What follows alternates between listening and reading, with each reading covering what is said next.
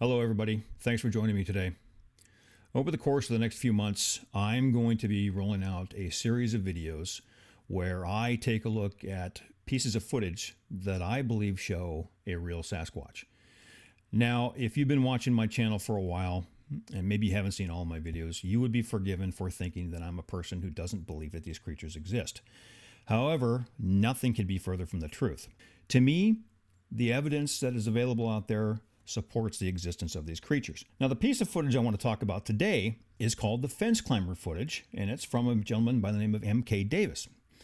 Now, you can say what you want to about Mr. Davis. I'm a big fan of his. I believe that his work on the subject, especially the stabilization and enhancement of the Patterson-Gimlin footage, the Freeman footage, and other pieces of footage out there, cannot be understated. I think he's done a great job, and he's really added to our understanding of these creatures. Now, that being said, I don't agree with everything he's put out there, but I still have great respect for the man. Now, the piece of footage I want to talk about today, like I said, is a fence climber footage. It's taken in eastern Texas many years ago, and it shows a rather large creature running in front of the camera down what looks like to be a stalk of corn. Now, I'm going to let this play through. You'll see it coming from the left-hand side here and running off to the right. Now, I've shortened it up a little bit. There's about a 30-second gap in the footage where there's nothing to be seen. So I shortened it up a little bit, and here it goes. Comes in from the left, runs down what looks like a corn row there, loiters down by that structure for a few seconds, and then comes back. And then goes over this fence like it's not even there. Pretty impressive piece of footage. Now, I've said in the past that if I'm going to look at a piece of footage and say that it is possibly a Sasquatch, then there are certain things that I would need to be able to see in order to make that determination.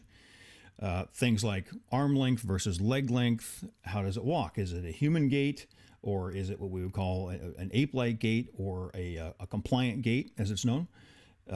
Shape of the body, kind of an idea of body mass and things like that. Now, we don't get to see very much of that in this piece of footage. However, just looking at this, there are some attributes about this figure that we would normally associate with a living Sasquatch.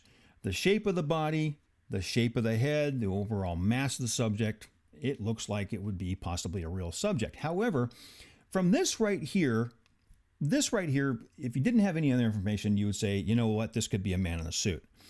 However, there is something out there that M.K. Davis has on his channel that allows us to get an idea of just how tall this is. The thing that we have is a picture of M.K. Davis standing right next to the fence where this subject climbed over. Now, he actually went to the site, took a picture of himself standing next to that fence, and then somehow managed to superimpose himself with the creature. Now, when I say somehow, the difficult part about this is lining everything up. You can see that he's lined up the trees and the fence posts and other trees in the background there. That's very difficult to do, especially if you're talking about different cameras. You're talking about different focal lengths, zoom levels, distances, all that stuff. But M.K. Davis has done it. He's done a real good job. Now, I reached out to M.K. Davis. Number one, I got permission to use this footage, and I also wanted to know just how tall he was. And he responded to me, and he said he was 5 feet 9 inches tall, which equates to 69 inches. Now, what you're seeing here is a program called Tracker. It is freeware, downloadable from the internet. It does a number of things, vector tracking, measurements, and stuff like that. But one thing it's really good for that I primarily use it for is measuring the height of subjects that you might see in a video or in a still photograph.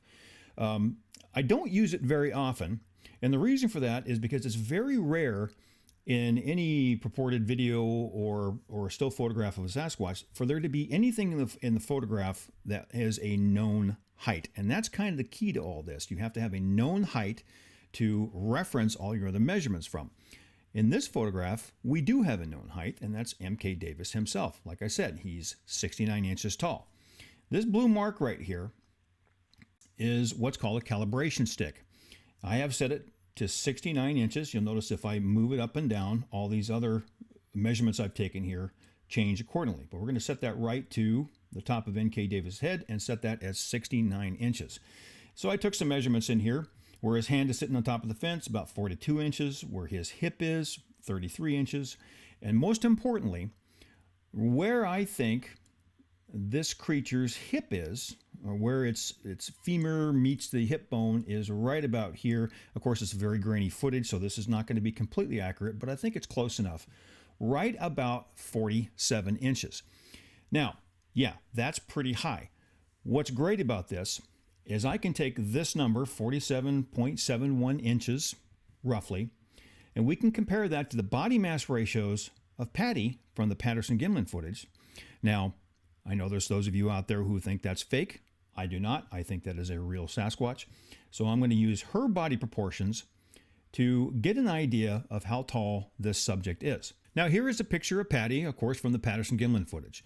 Now, the numbers you see here are arbitrary. They don't actually mean everything. I'm not trying to get an actual measurement in inches or anything else of the body proportions here. All I want is two numbers that I can compare and get a proportion, basically.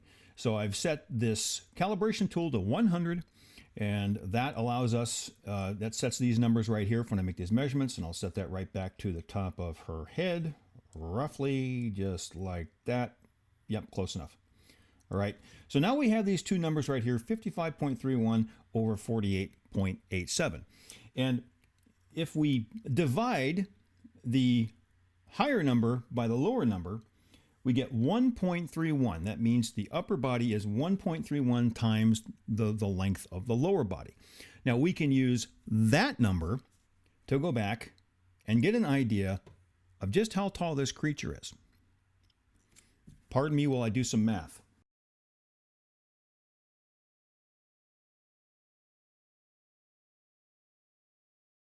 Now, I'm no matheologist, sorry for that phrase, but the math on this is relatively straightforward. We're going to take Patty's body proportion, which is 1.31. Her upper body is basically 131% longer, roughly, than her lower body. I'm probably not saying that correctly, but you get the idea. 1.31 multiplied by this number right here, 47.71 inches.